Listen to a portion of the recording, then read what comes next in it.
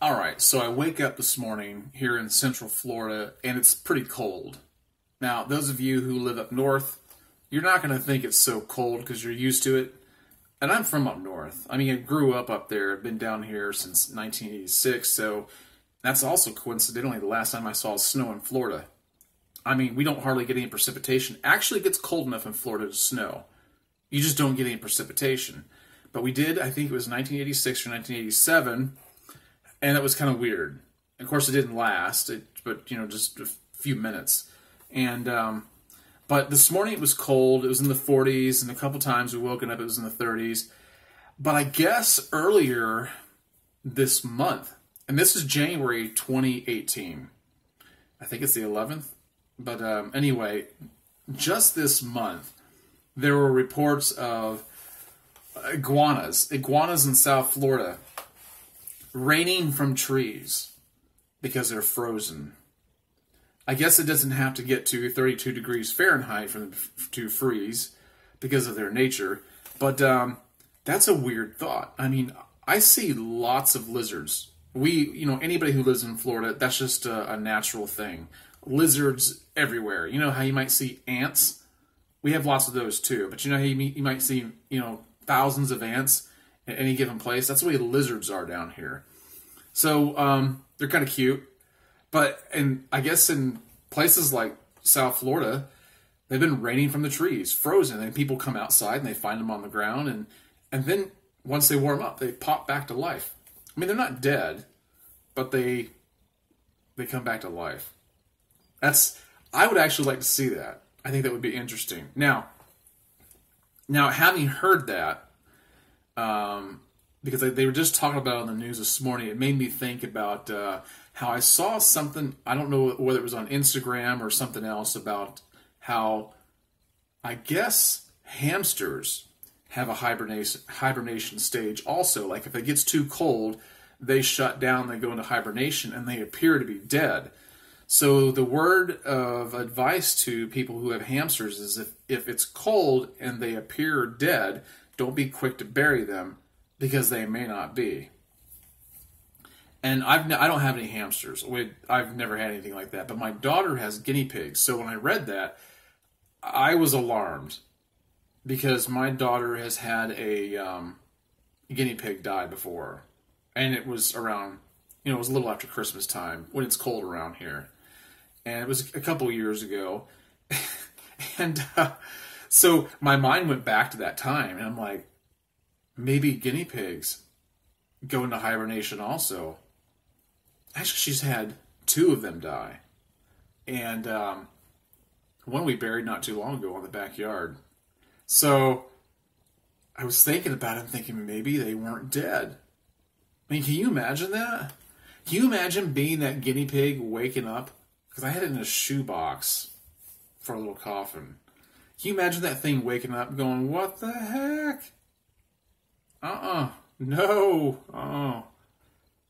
And then it gets its vengeance. It's sworn to vengeance. And I wake up in the middle of the night with my face being gnawed off. But actually what I found out about guinea pigs is that guinea pigs do not hibernate. They don't do that. Hamsters do.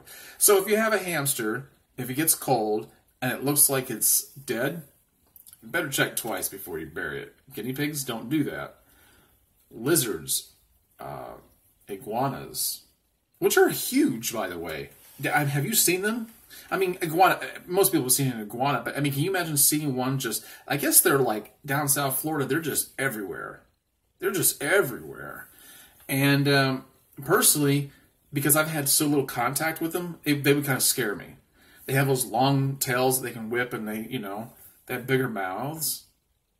And I don't know what they'll do. I don't know their nature. I don't know how much different they are than the small lizards we have around here, but they're everywhere down there. And my sister-in-law, she used to be with a guy that had a pet iguana, and they loved it. And when they lived in an apartment, sometimes the thing would come up missing for days, maybe longer. And then it would crawl out of the ceiling through the lights in the kitchen. Because Well, and when it would come back out, it was fat because it had gotten into the attic of the apartment building. I'm talking about a 2-story apartment building. And it would eat the rats. But that's all I know about iguanas. That's the limit of my experience with them. And so just a little thought from Central Florida today. Now, I did another video where I talked about the beard oil I was using today. Well, I'm going to do that again today, in case you're wondering what I have in my beard. I can hear my cat bellowing out in the living room. It's annoying me. What I put in my beard today was Maestro's beard oil. Now, I found this at Target. I really like it a lot.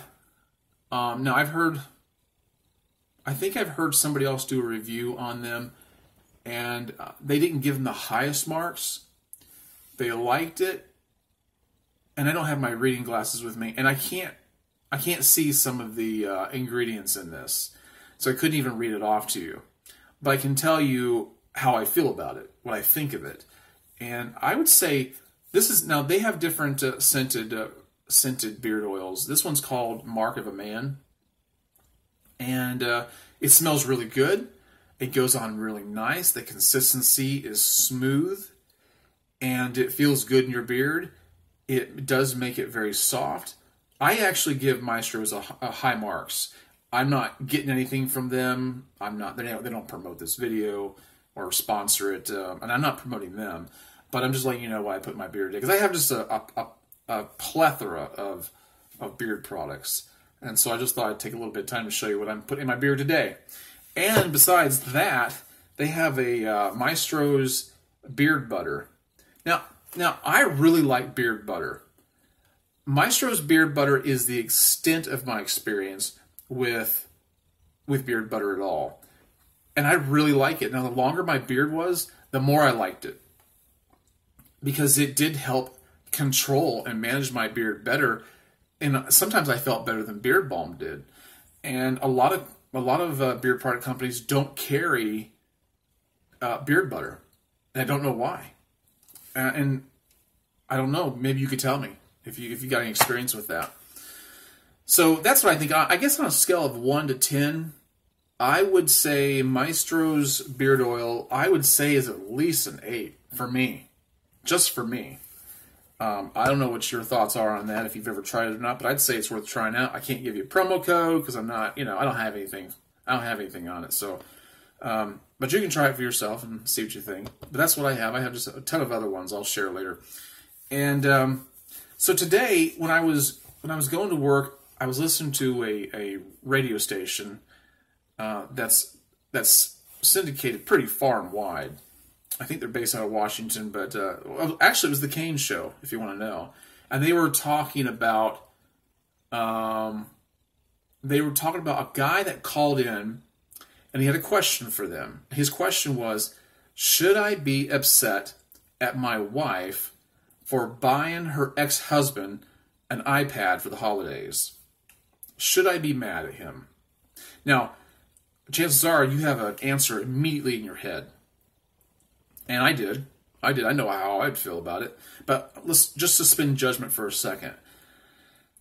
Let me tell you what he said. And I don't know everything that he said. I didn't catch all of it. But I heard enough to know what I would think. And in fact, I'm going to tell you more than enough. And that is that he didn't even know that she bought this iPad for him until he saw his bank statement. And they have a joint bank account. Keep that in mind. They had a joint bank account. And then he saw the bank statement, and on there was an item for $799. And he asked his wife about it. She says, yeah, I bought my ex-husband an iPad. And her excuse was that, I don't know, I guess when they divorced, that he had an iPad and she kept it or something to that effect. And so she was just paying him back. But this begs a lot of questions. Like, why didn't she just give him his original iPad back? Why didn't she tell her husband? Especially since they have a joint bank account. I mean, how stupid was that? Really? So, what did she do? How good of a friend is he to her? Now, people would say, well, I think that people should be friends after they divorce. I've never understood that concept. I get that people do it out of necessity for the kids, and to a degree, I think that's important. But I mean, if you got divorced from somebody, it's for a reason. I wouldn't call them my friend.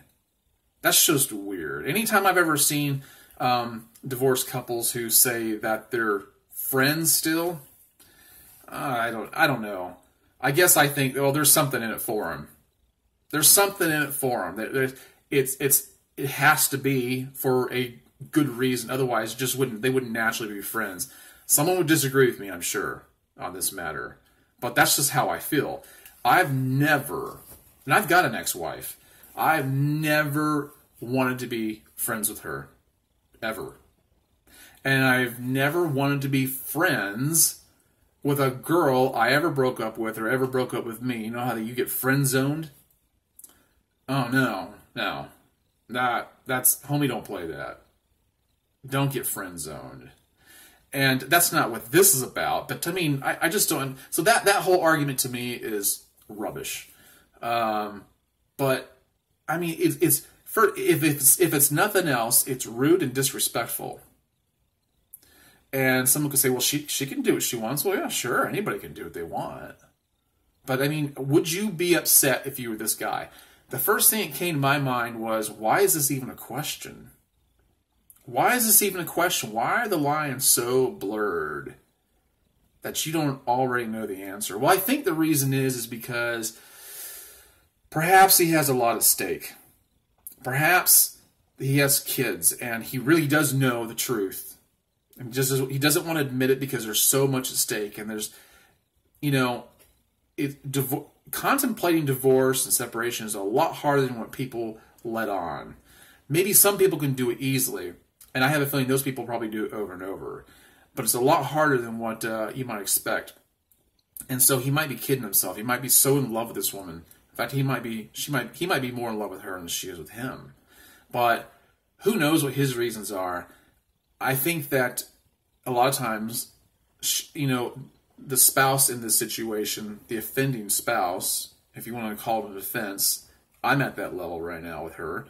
But I think that for them, I think that they're just feeding a ton of crap to these guys, and they send them on guilt trips. They try to make men, in this case, I mean, because the roles could be reversed. So I'm not saying, and this is not a female bashing thing, but it could be reversed. But I think that women will oftentimes hold men to a standard that they themselves would not adhere to. Well, for women it's different. We're just friends. We can be friends. And I don't want to go down the rabbit hole with that argument. But for crying out loud, I'm calling shenanigans on this. So how do you feel about it? No, just based on what I have provided for you here, how do you feel about it? Would you be upset?